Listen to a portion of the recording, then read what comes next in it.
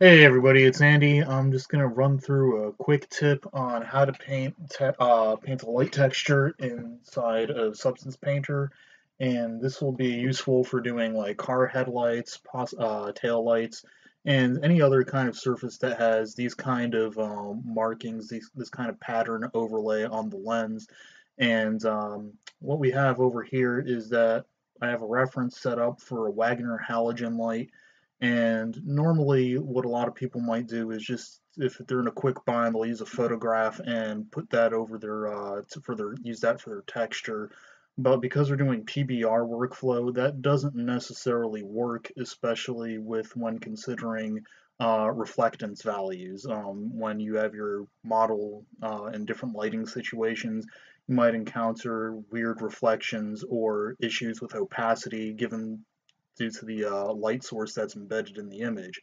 So what I'm going to do is actually start coming in and use this kind of as a template over here, just as a rough guide, and we'll start recreating this texture completely in Substance Painter and make it something a bit more suitable for our PBR workflow. So we'll get started. So all right, as I have the Wagner halogen reference is over here on this layer, and I just have it plugged into our base color. Now, in order to get this to tile properly, I have the UV scale set to 1, and then I have it over here at 1.85, and this little node is unlocked over here, so that's why I can get non-uniform scaling. So I will go in and just decrease the value over here to say something like 20 or 40, 39, that's good. And you can still see what we have over here. And you can take a look and see the outline of the lens itself. And right now I'm going to go in, create a fill layer. I'm going to turn off the color, metal, rough, normal, and we're only going to leave the height on right now. And the reason I'm using a height map is that we're going to put in all our little grooves and the patterns that we see on the light over here. And what we're then going to do is after we're finished building our height map, we're going to bake it out as a normal map, re-import it, and then we'll start working on our other texture maps. And that's just to help make sure that things like ambient occlusion, opacity, and our other input maps will function correctly. So I'm going to go back down here. And for this grid pattern, I want to start off with a procedural texture. And let's just go down over here to texture procedurals.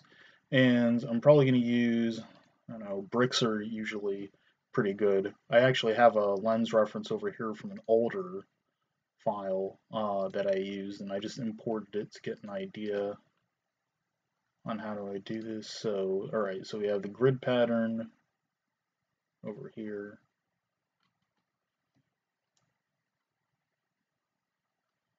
I am pretty sure that I used bricks.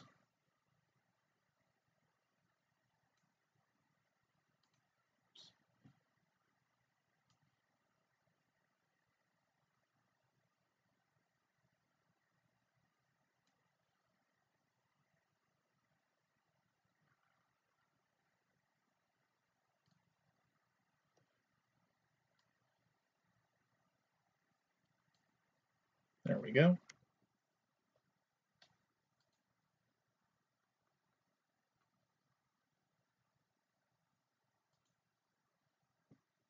And we'll just start taking this.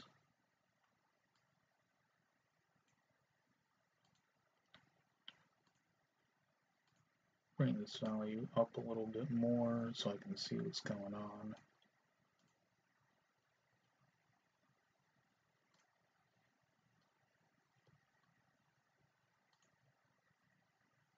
Okay, so I'm going to set the scale down to 1.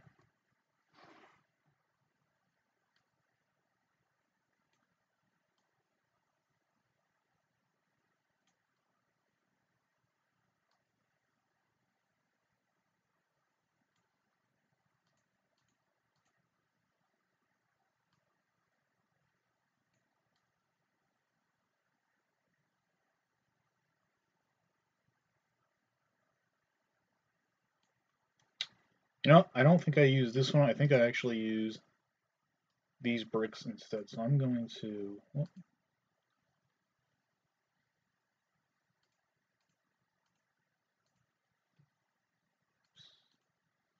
I'm going to put this in here.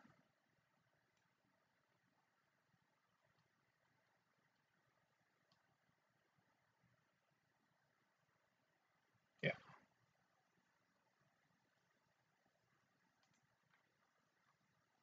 Yeah, that's right. I used these bricks over here. So if we go back,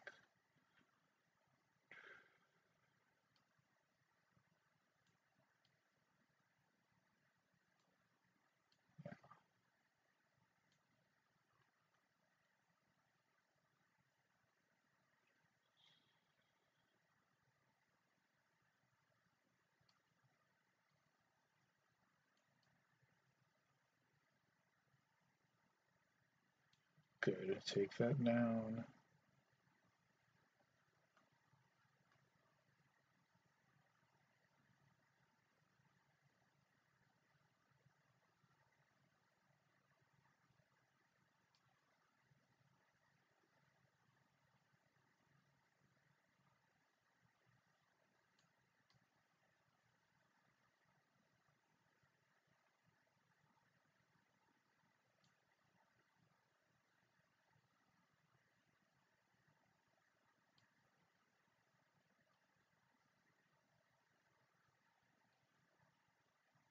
Yeah, that doesn't really matter.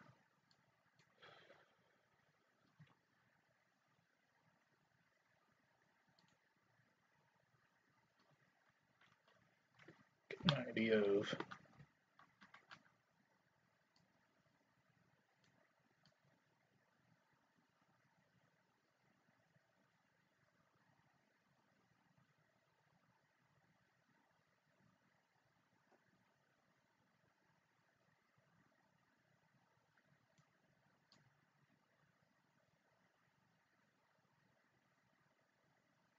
Yeah, that should be a rough approximate. I mean, it doesn't need necessarily to be perfect. So grab this, rename our layer, grid overlay, and next here I'm actually gonna create a folder and we're gonna put this in as height grooves.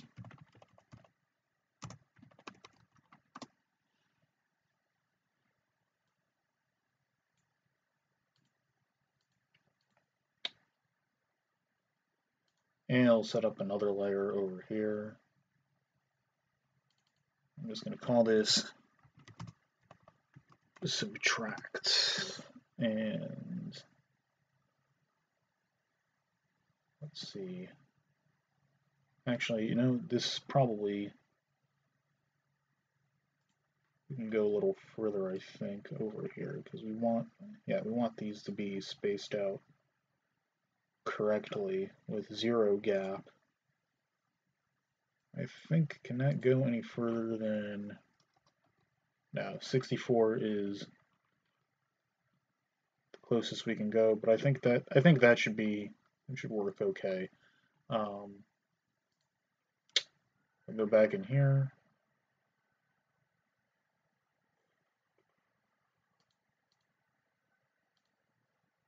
Going to change this to normal. And I'm actually going to add a black mask and a paint. So that's good. Now let's take a look at our reference real quick.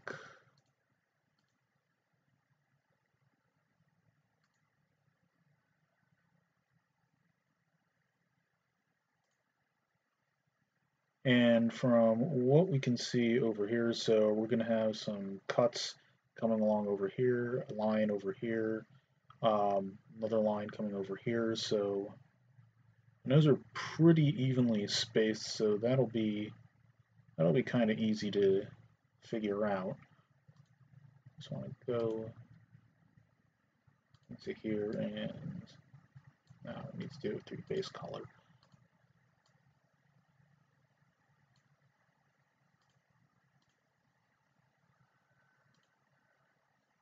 And I'm just going to slide this.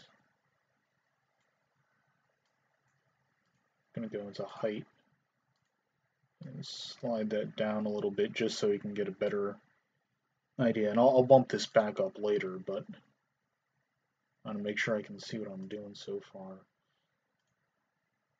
So I have this, and again, just get rid of these. We're only focused on our height over here, and so we have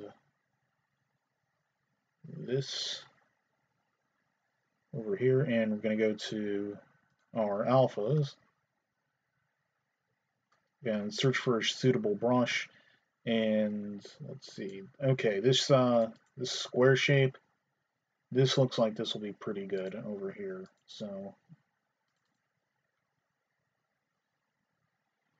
and first off, I want to go and get this. Let's see. I want to squeeze up the hardness to say something like 0.9, and do the squeeze like that, and just change our angle. Okay, so we have 90, and that's still a little big on the size. Just turn this off a little bit. So let's say I want to grab this over here. So actually I'm going to go back, increase the squeeze. See what 30 brings us. Let's go a little bit more. Again, it doesn't have to be necessarily exact, but that should be good. Okay, so I'm going to turn back grid overlay, pop this up to 100% and make sure that this works. I want to just put something down over here, turn off this reference, and it looks, that looks correct. It's going to undo it, and to get a better idea, switch over to our 2D, 3D view. This will usually give the best kind of result over here. So the other thing I want to make sure is that this over here is set to UV and not tangent wrap, and that we're using, I think, texture space. Oh, no, object space is fine for our size space over here.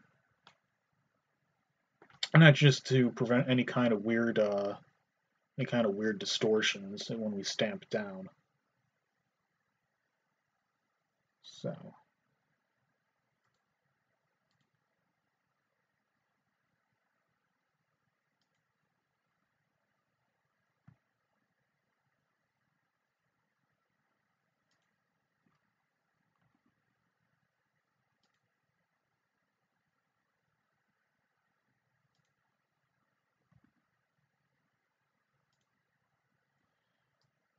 okay, so there we go. We're starting to get that to look okay.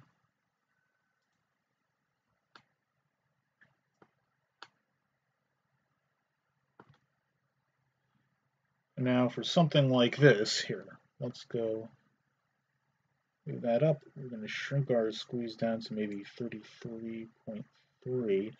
Now if you want to go and grab something like this, what we want to do is, rather than having to just go stamp, stamp, and stamp, it's probably best to go ahead and change the spacing over here. So I'm going to go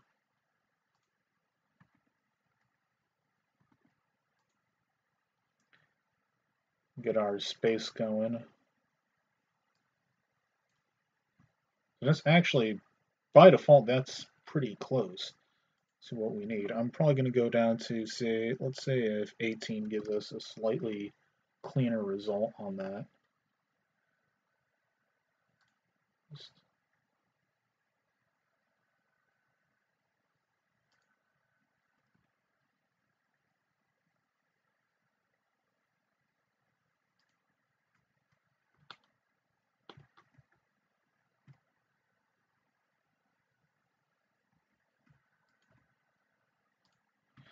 And so when I go in, turn this back on, let's see what we have.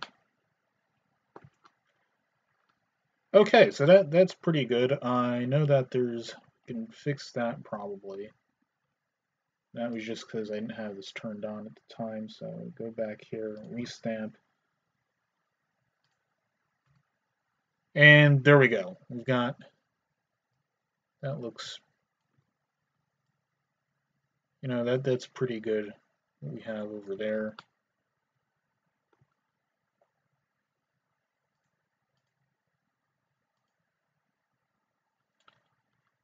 And after that, we'll just go in and try and get us some more of these over here. So we're going to get this area over here.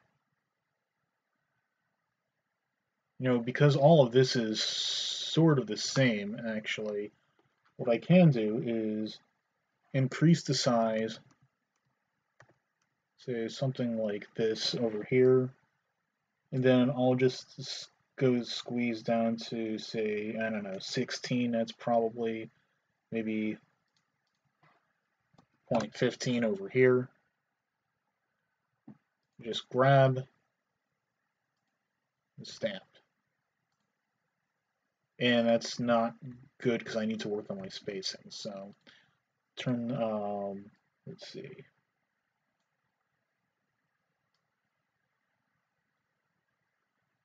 So let's say, I don't know, 9, that might be.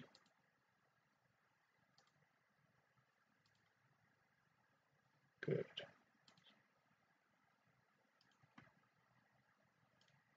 Okay, and that looks fine.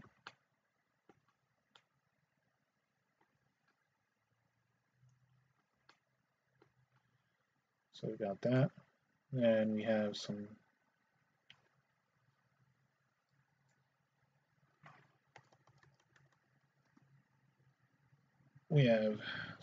things over here. Oops.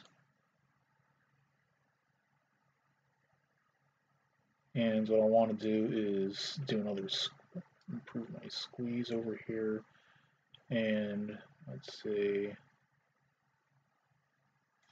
0.3, and then that's reasonably accurate to what we need. Just go down over here a little bit. And we've got to, again, mess around with our size a little bit, so that's,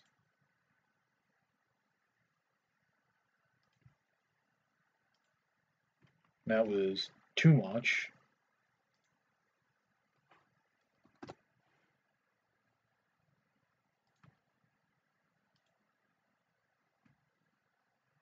And that's good. 16 is a good size.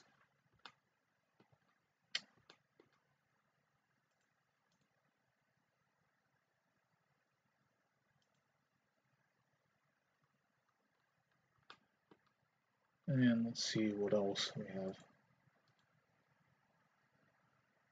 Okay, so then we go over here. Just drag across, take a look. That looks pretty good.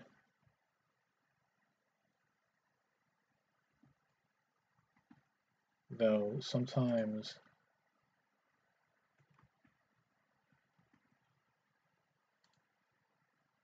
you might want to move this up a little bit closer here.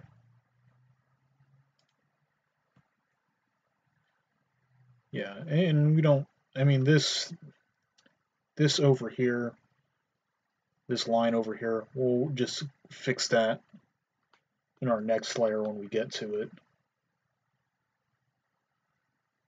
Then let's see if there's any more grooves that we need to get done over here. So, okay, there's some up here. So if I go, let's see, yeah, about here, and then get our squeeze.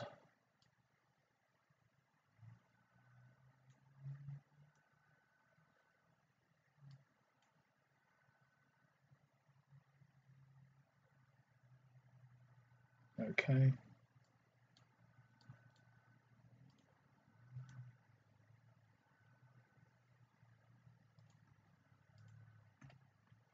And that needs to, again, our spacing is going to have to be adjusted. Not too much.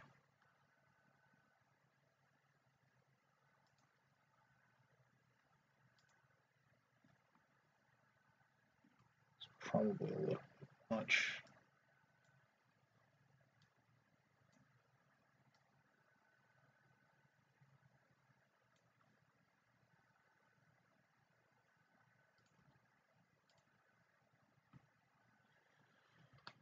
Yeah, and something like that, that's fine. We don't want to worry too much about going for 100% accuracy over here just because you're probably never going to see it at exceptionally close range, and unless you're familiar with this lens, you're not going to really be able to tell any kind of error unless you're the manufacturer.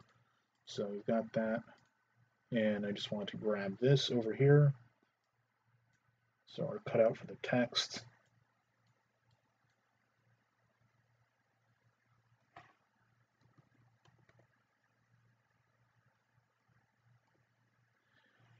And this should be fine. So I'll go over here, grab this, turn this on to see what we have, and so, okay.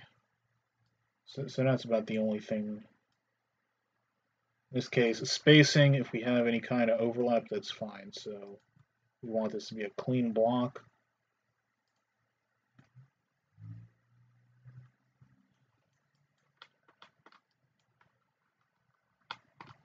And there we go, at least for that part. That's pretty good. Next thing we're going to do is do these circular cutouts. It's actually what I want to do first is duplicate this layer and add a black mask, and that'll just clear out anything from our old mask. And I'm going to go to add paint. We're going to go over here, and now we're going to put our height all the way at the other end.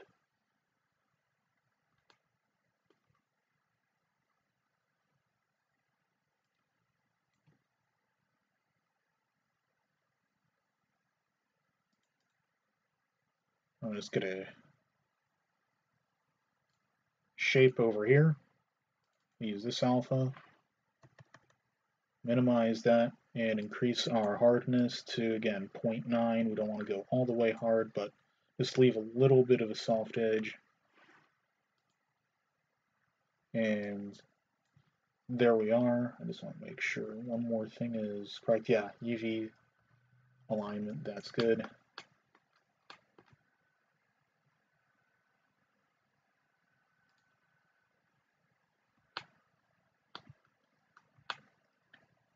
I think we had one more up here.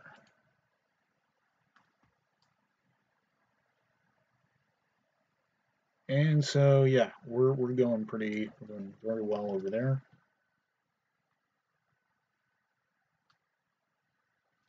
And what we can do with this, or what I'm going to do with this, is turn the spacing all the way down so we have a nice fluid line.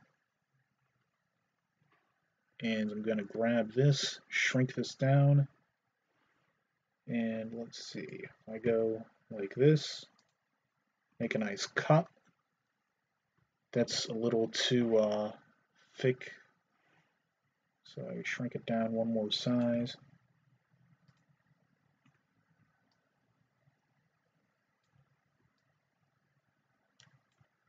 Yeah, I think that works.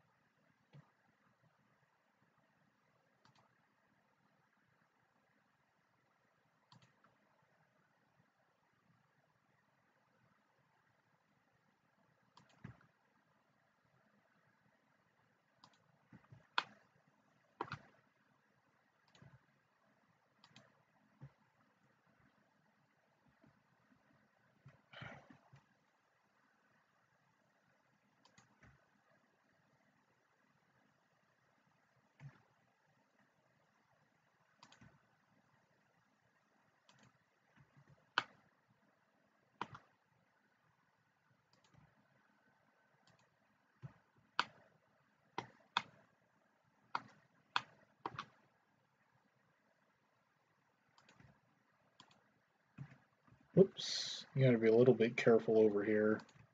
Make sure that's aligned correctly. And this actually looks like this cuts across all the way over here. And that, unfortunately, does not look like that cuts across. So just grab that, erase that.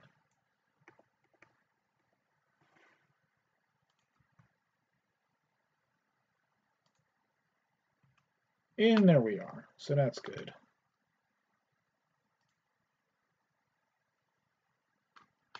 And that's the beauty of Substance Painter. You can go around, make sure that everything is looking clean, not have to worry so much about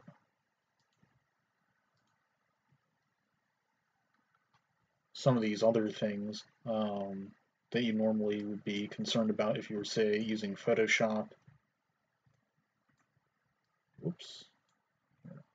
Because you can just go in, see how your 3D space or how your 3D object looks immediately and get a good idea of what's going to work and what's not going to work. And for right now, this looks pretty good. And I'll have to, yeah, it looks like I'm going to have to fix the UVs on this one because that is mirrored. I'll have to do that in MODO, but for right now, things are looking pretty good. Yeah, so next thing we're going to do is we're going to just create a text layer. And I'm not actually going to type in text or use a font. I'm just going to go in.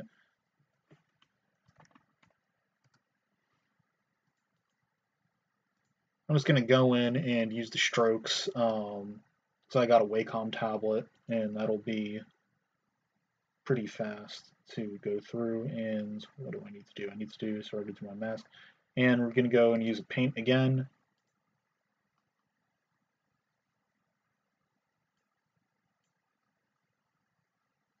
Got that set up. So I just want to make sure that I have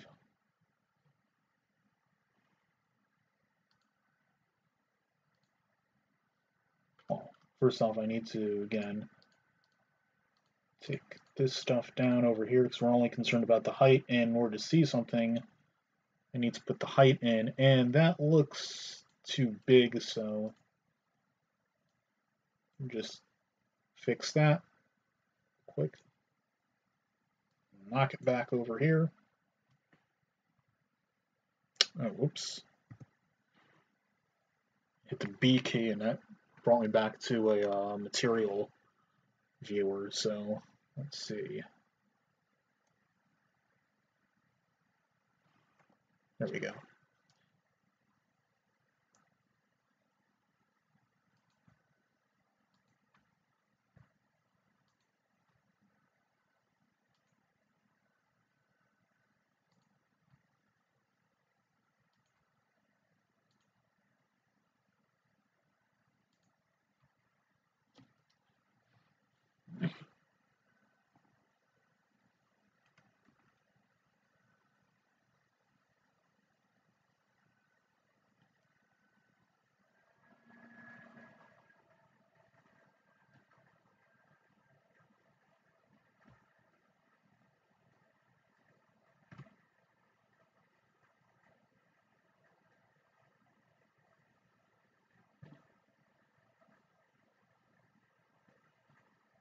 Oops, I gotta be a little steady there.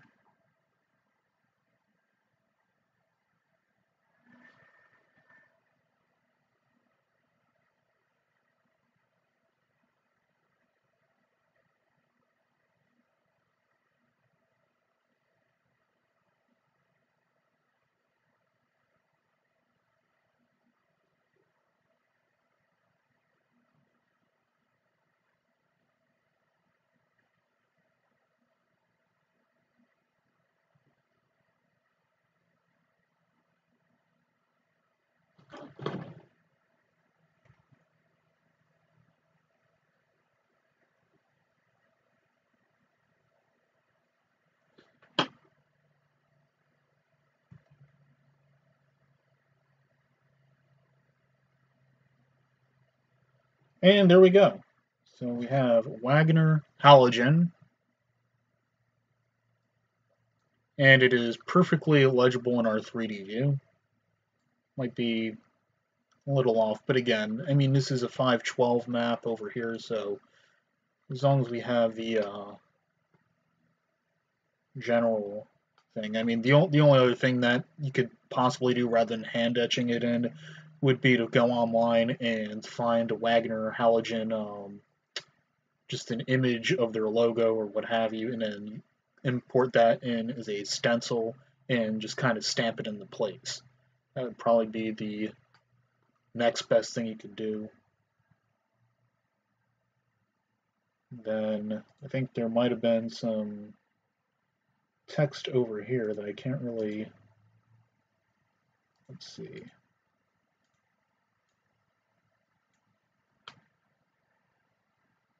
Okay, so this said sealed bay. I know that's a little difficult to see, but trust me, that's there is some text over there, so we can go and put that in real quick, and just these little things to help out.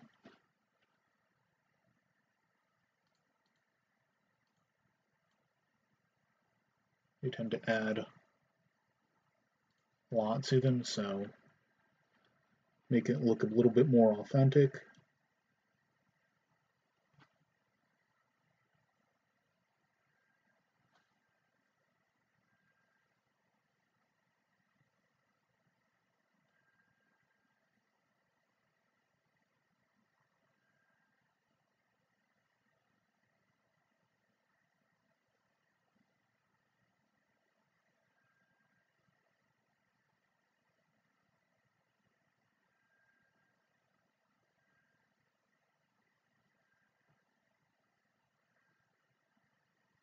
I know it's a little difficult to see right now because I did not have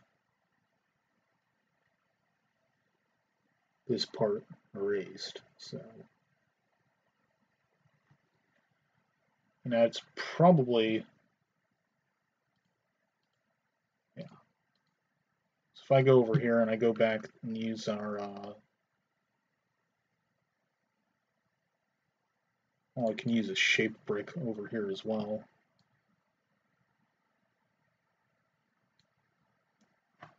So go in over here and then just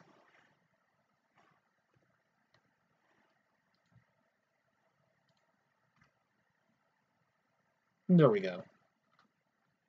That's that's fine the way I have it. I'm not going to worry too much about it.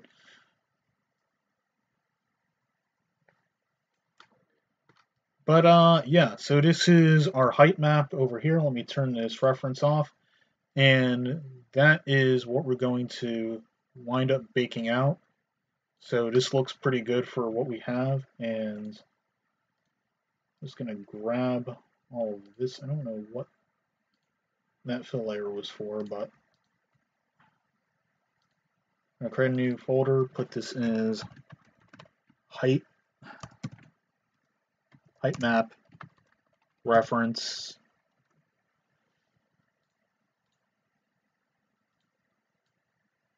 Plop this in here. Turn that off. Make sure this old lens reference is turned off. And the next thing we're going to do is go into export textures. And let's see, I want to go into my configuration, just make sure everything is set correctly. And I have a normal from height. And because we're using OpenGL, make sure this is all set up correctly. And it looks like it is. So I'm going to go over here, choose normal from height. And we're going to use this 512 by 512 document. Export, open folder, and let's see. This is the one we want, I think.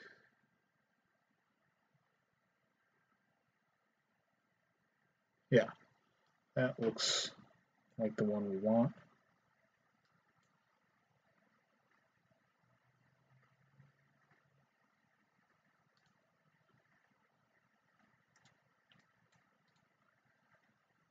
Grab that, or here, I'll just grab this.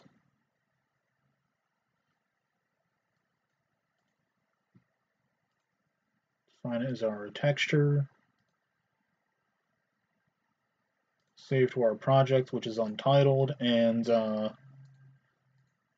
that's something that I need to fix. So I'm going to go and save as.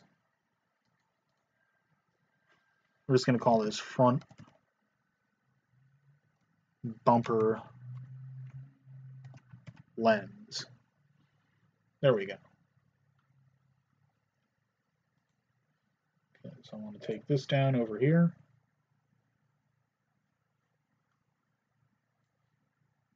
Put the normal map in over here.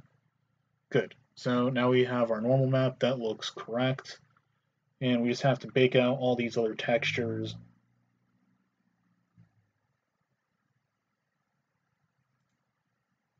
And uncheck normal map because everything else is going to be derived from what we just baked. And you don't really need an ID map, so uncheck that.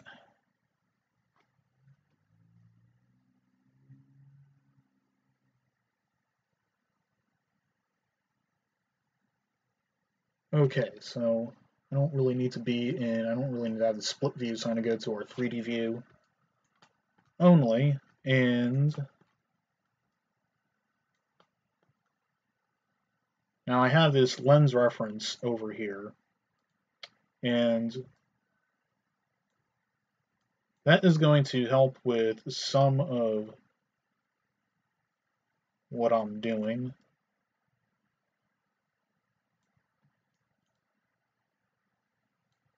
And that's another thing. Because right now this is not transparent, and the reason it's not transparent is because I do not have the correct shader on. So you need to go down here, go into viewer settings, go to shader, and want PBR metal alpha blending. And then over here we're going to select opacity.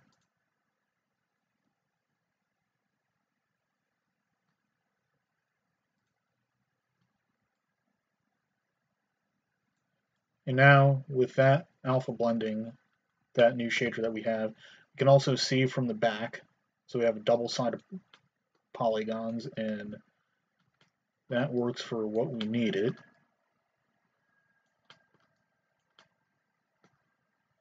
And I'm just going to go in through some of the lens references. Now I created this as a smart material over here.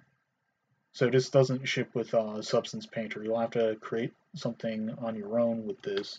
But to give you a quick rundown through some of the things, I'm just going to uncheck these over here, and we're going to go in and edit. So I have the glass. So this is our opacity levels, and I'll have to adjust some of these things over here because these inputs were going from an older map. So I want to just go in and make sure that this is correct. I don't know if we need our AO correction on. I'll just bring it down over here. And that was the other thing. Okay, so because I have to add in ambient occlusion over here as a channel. And now that will work. So there, we've got that. Take a look at this fill layer. I think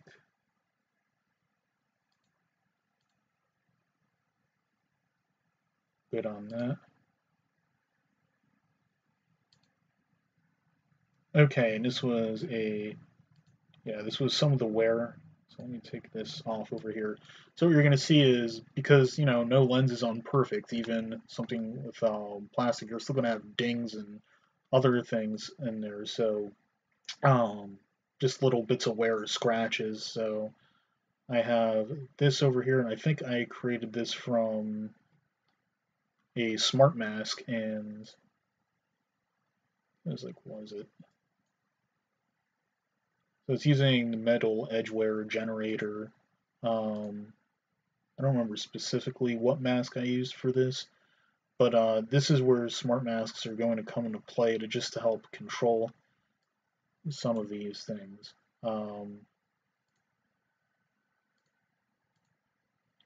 Then I used another smart mask for this, and it was just, oh, actually no, I might have used a just a procedural, another procedurals,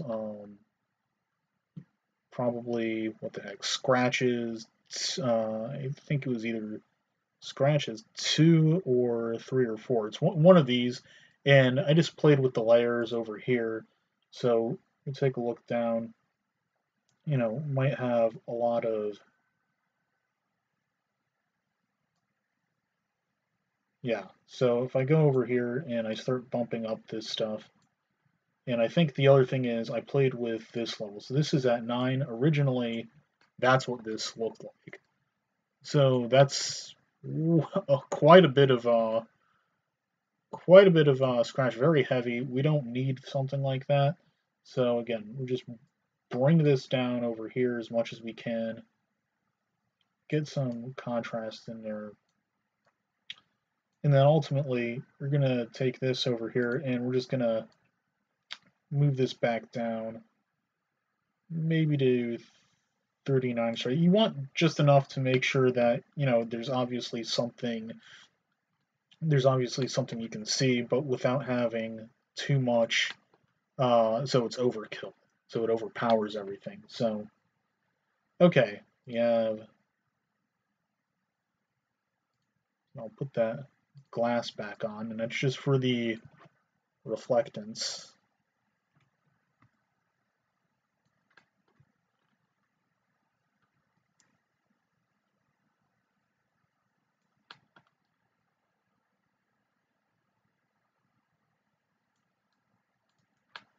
And do a quick render test, go into mode, iRay rendering.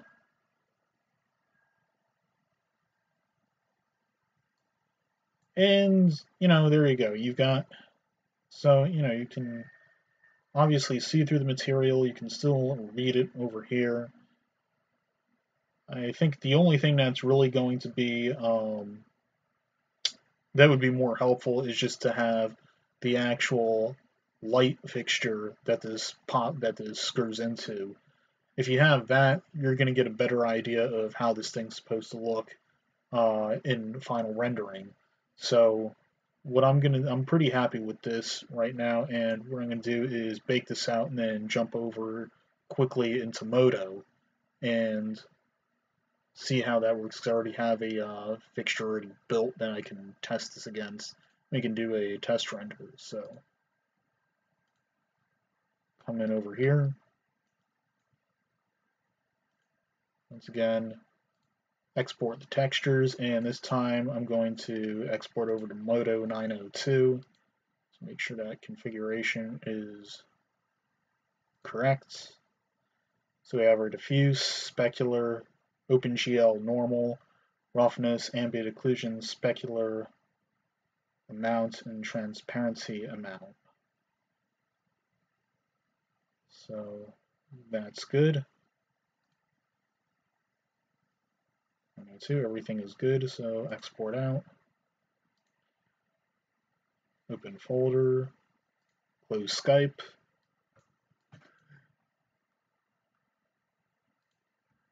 And so we have everything that we need over here. So I'm going to Control X, move that over there.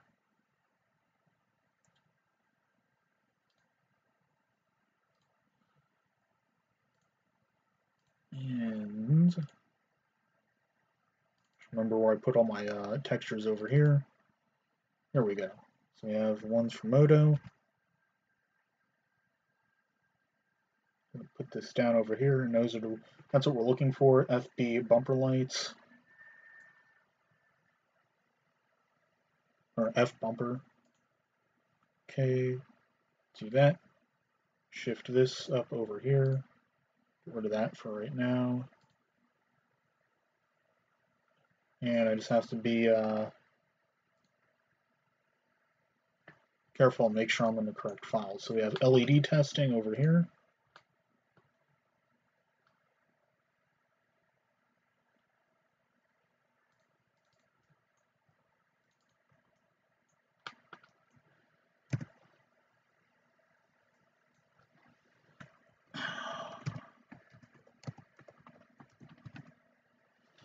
So we have front bumper lens. Okay. Going shading. Actually gonna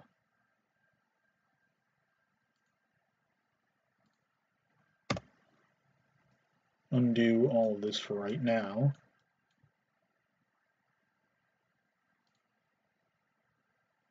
And I'm gonna turn that off, and I'm just gonna quickly use the I can remember what layer it is. I think it's no, it's not there.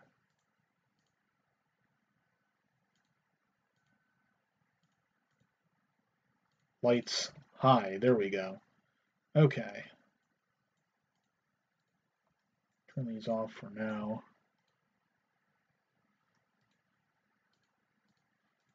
There, I don't need this or that. This should be chrome already, but just in case it's not, I'm going to actually turn on symmetry. So when I grab this side, it grabs the other side.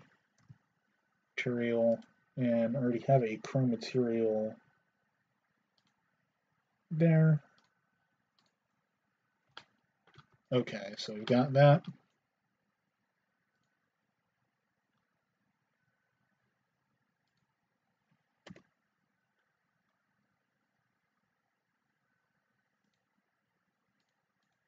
Put our bumper lens back in and switch over to rendering. Let me move some of this stuff out. Don't need the vertex normal kit or this model palette.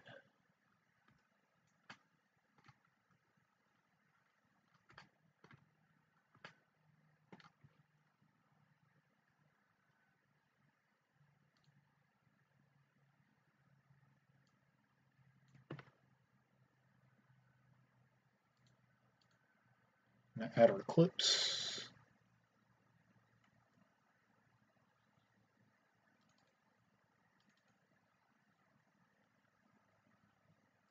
And find our relevant textures that we're going for. So there we go. We have these 7, and it looks like some of these I probably didn't even need to really generate, to be honest.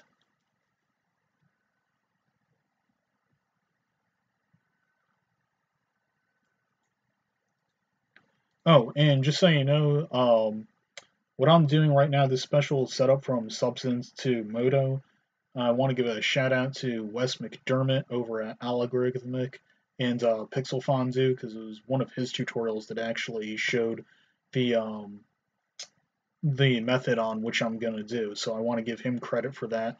It's very helpful, especially for those of us that have not upgraded to Modo 10 and beyond.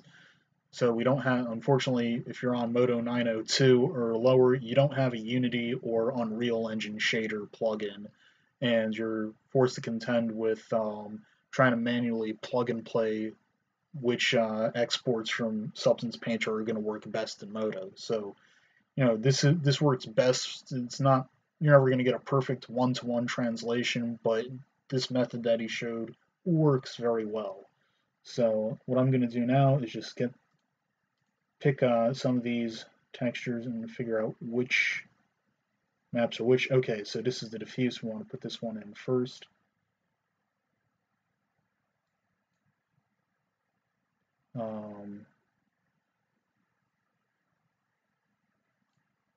Okay, next is our specular.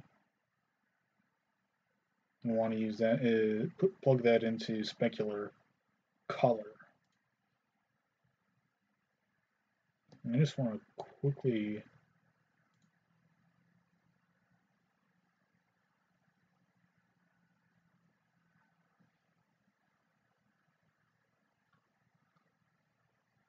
Yeah, it looks correct. Okay.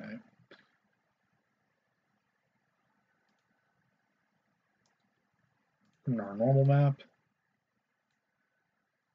There we go. That's what I was wanting to make sure that we have our correct data. That's going to be under surface shader normal. And the other thing is this needs to actually be changed to linear color space in order to work correctly. So got that. The next thing I want to do is specular amount. And from what he was telling me, you got to go into the color space. For any of your grayscale maps, you have to change over to linear space. Specular color, so specular amount.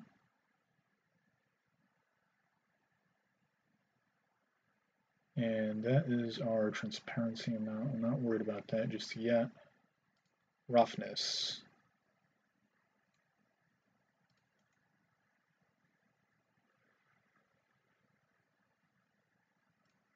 And just make sure this goes back to linear space. And we have our AO. Linear. And now because there's no ambient occlusion plugin, we're going to go in, set this to specular amount, and then give it a, I think, multiply. And that should help with that. And so we have all of these. So I think the last thing is we just have to put in our transparency. Again, that's grayscale, so put that there. And now because that was saved out as opacity, I believe I saved this as transparent amount. So because opacity and transparency are opposites, I think for this over here I need to invert that. And let's take a quick look.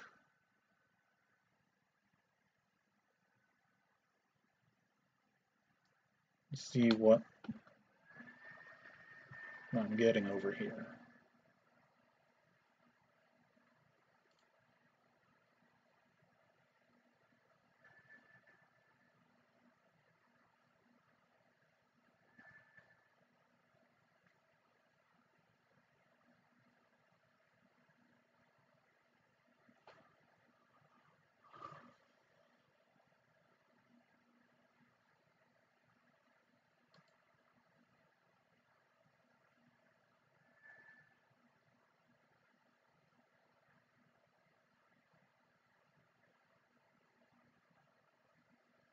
Yeah, I think that is correct. Just want to make sure my Chrome is set correctly. Okay, that's got the correct index refraction.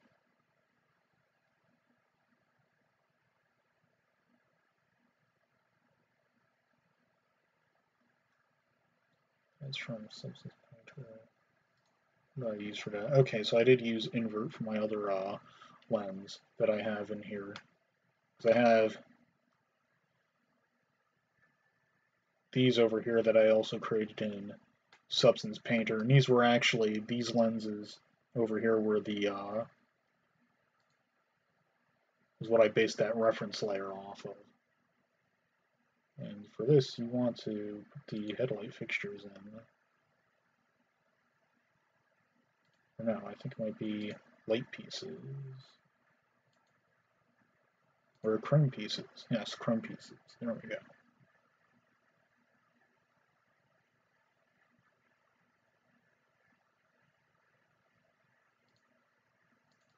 Oh. There we go.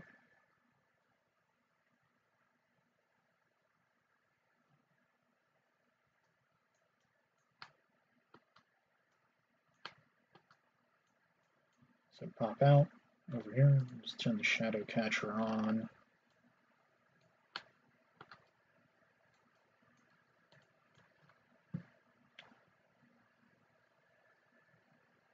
And do a quick render and see what we get.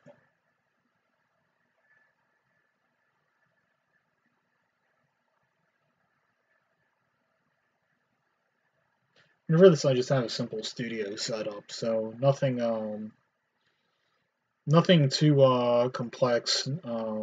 Not using like a photograph for HDR or anything like that, because sometimes it takes a little bit longer to render. And I'm actually doing all this off of an HP laptop that's about 3 years old, or no, not 3 years old, but almost over a year old.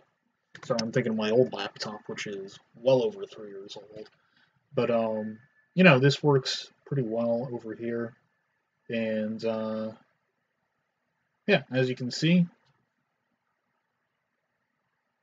we're doing very well in terms of what we need to have.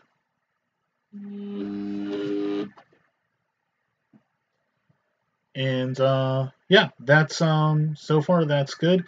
The only things that you might need to add in later are things like little details like the light bulb itself should probably be visible, and anything else. But in general, this looks pretty correct for what we need, and I hope that some of this is beneficial to those of you who are struggling to figure out a workflow on how to do lens pattern textures without having to resort to photographs. If you like this tutorial, please subscribe, and hopefully I will be able to produce some more in the future. So, thank you for watching. Take care.